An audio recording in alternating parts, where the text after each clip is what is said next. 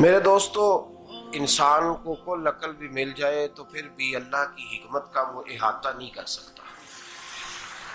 رب کریم کو زیادہ پتہ ہے کہ ہمارے لیے کون سی چیز بہتر ہے اور کون سی چیز ہمارے لیے نقصان کا باعث ہے۔ اللہ تبارک و تعالی کی حکمت یہ چاہتی ہے کہ میرے بندے پریشان نہ ہوں۔ رب یہ چاہتا ہے کہ میرے بندے کسی جگہ پہ بھی دقت اور پریشانی کا شکار نہ ہو۔ تو اللہ تبارک و تعالی نے راہ اعتدال اختیار کرنے کا حکم ارشاد فرمایا کہ تم اعتدال کے رستوں پہ چلو، معتدل زندگی گزارو، افراط و تفریط سے بچو۔ آج جس معاشرے میں ہم وقت گزار رہے ہیں، اس معاشرے میں ہم اس بات کو سمجھنے سے قاصر ہیں کہ اصل ہمارا مسئلہ کیا ہے۔ ہمارا اصل جو مسئلہ ہے اس کی شناخت ہمیں کیسے ہوگی اور ہم پھر اس تک رسائی کس انداز میں حاصل کر پائیں۔ ہم ہمیشہ اپنی آمدن بڑھانے کے چکر میں رہتے ہیں، ایک کام اور شروع کر لیں، پارٹ ٹائم جاب شروع کر لیں، کوئی سائیڈ بزنس اس کا آغاز کر لیں۔ ہماری جو دوڑ لگی ہوئی ہے وہ لگی ہے کام بڑھانے میں، آمدن بڑھانے میں، حالانکہ اسلام ہمیں یہ کہتا ہے کہ تو آمدن بڑھانے کے چکر میں نہ پڑ، اصل بات یہ ہے کہ تو اپنے خرچے کنٹرول کر۔ تنگ انسان وہ نہیں ہوتا جس کی آمدن تھوڑی ہوتی ہے۔ یہ توجہ کیجیے گا میری بات، یہ قیمتی بات ہے اور گفتگو ساری کا لب لباب ہے۔ تنگ بندہ وہ نہیں ہوتا جس کی آمدن تھوڑی ہوتی ہے، اصل پریشان وہ ہوتا ہے جس کے خرچے زیادہ ہوتے ہیں۔ اور ہمارا جو روزمرہ کا نقصان ہو رہا ہے نا، وہ آمدن کے معاملات میں نہیں ہو رہا۔ بنیادی نقص جو واقعہ ہو رہا ہے وہ یہ ہے کہ ہمارے اخراجات زیادہ ہیں اور وہ اخراجات کسی اور نے نہیں بڑھائے، وہ خرچے ہم نے خود بڑھا لیے ہیں اور اب ہمیں اس کا نقصان بھگتنا پڑ رہا ہے۔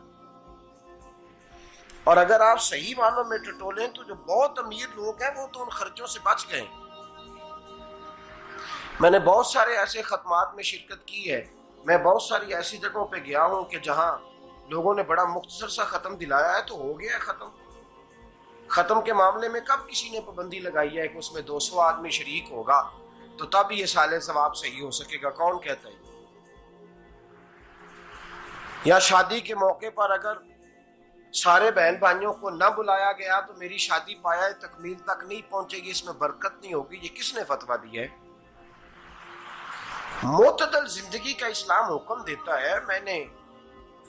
میں پڑھ رہا تھا کہ ایک بہت بڑا صدر ہے، غالباً سوڈان کے صدر کی بات ہو رہی تھی، تو اپنے بیٹے کی بارات لے کے گیا تو 4 لوگ گئے ہیں بارات اور 15 لوگوں کا اس نے اہتمام کیا اپنے گھر میں کھانا کھانے کا۔ تو کیا شادی ہو گئی کہ رک گئی؟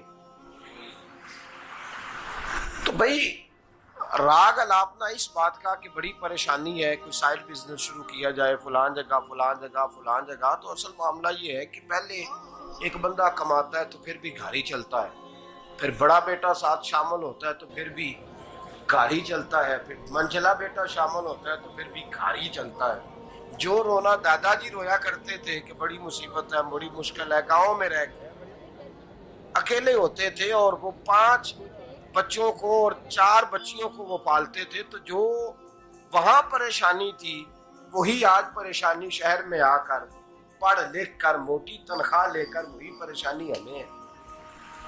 تو میں جس نتیجے پہ پہنچا ہوں اس کو پڑھ کے، قرآن مجید کی چند آیات کو دیکھ کر اور اس مفہوم کی جو حدیثیں کتب احادیث میں پائی جاتی ہیں اور ہمارے بزرگوں نے ہمیں جو مزاج اس حوالے سے دیا ہے، میں اس نتیجے پہ پہنچا ہوں کہ مسئلہ آمدن کا نہیں، مسئلہ خرچے کا ہے۔ ہمارے خرچے بنیادی طور پر زیادہ، اور اگر پھر ہم زیادہ بوجھ خواتین پہ ڈالتے ہیں کہ وہ مطالبے زیادہ کرتی ہیں، اور اگر آپ مجھ سے پوچھیں تو خواتین کی بھی اگر کسی جگہ کوئی عادت خراب ہوتی ہے تو اس میں اصل کردار اس کا ہوتا ہے جو وہ عادت خراب تو کیوں اپنے گلے سے اتار کے آپ کسی کے گلے میں بات ڈالنے کے چکر میں ہیں؟ وہ خواتین کی طبیعت نہیں ایسی ہے. اصل بات یہ ہے کہ ہم نے عادت ڈالی ہے، ہم نے یہ مزاج ان کو دیا ہے تو ان کا بنا ہے، نہ کیسے بن سکتا.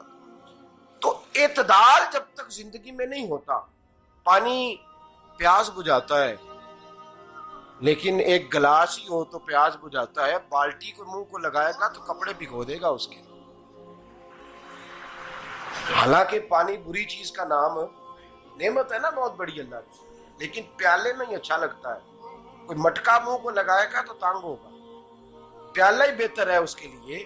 تو میرے دوست، مٹکے سے بھی بعض اوقات کام چل جاتا ہے، لیکن اگر کوئی کہے نہیں مجھے دریا ہی چاہیے تو اس کا تو گھر بہ جائے گا، سارا گھر بہ جائے گا اس کا. ہمیں دریا قابو کرنے کا موڈ بنایا ہوا ہے تو اس سے گھر بہا کرتے ہیں، اس سے گھر بنا نہیں کرتے. گھر پیالے سے پانی پینے سے بنتا ہے. اگر تو دریا پہ قبضہ کرنے کا موڈ بنائے گا تو گھر بنے گا نہیں، گھر بہ جائے گا. آگ نہ ہو تو کھانا پک نہیں سکتا، لیکن ہلکی آنچ سے کھانا پکتا ہے. اور اگر آنچ تیز کر دی جائے تو جی قرینے قیاس بات کر رہا ہوں، میں عقل سے ماورا نہیں کر رہا. قرینے قیاس سمجھانے کے لیے مثالیں دے رہا ہوں. ہلکی آنچ پہ کھانا پک جاتا ہے اور آگ تیز ہو تو کھانا جل جاتا ہے.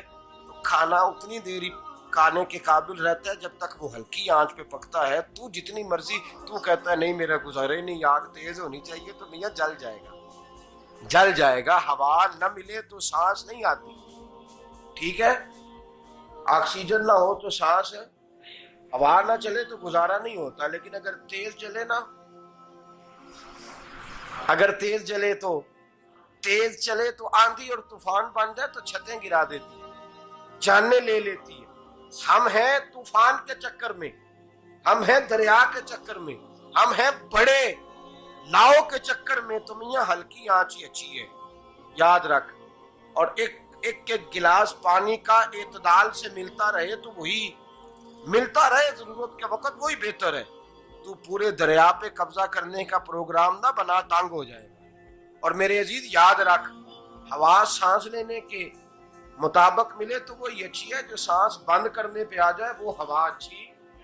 ہم نے چکر چلا لیا ہے کہ زیادہ پیسہ، راتوں رات پیسہ، لمبا پیسہ، یہ پلاٹ بھی میرا، وہ پلاٹ بھی میرا، گجرانوالا بھی، گجرات بھی، لالا موسیٰ کھاری اور پنڈی تک جہاں میں جاؤں میرے نام کی تختیاں لگی ہوئی ہونی چاہیے.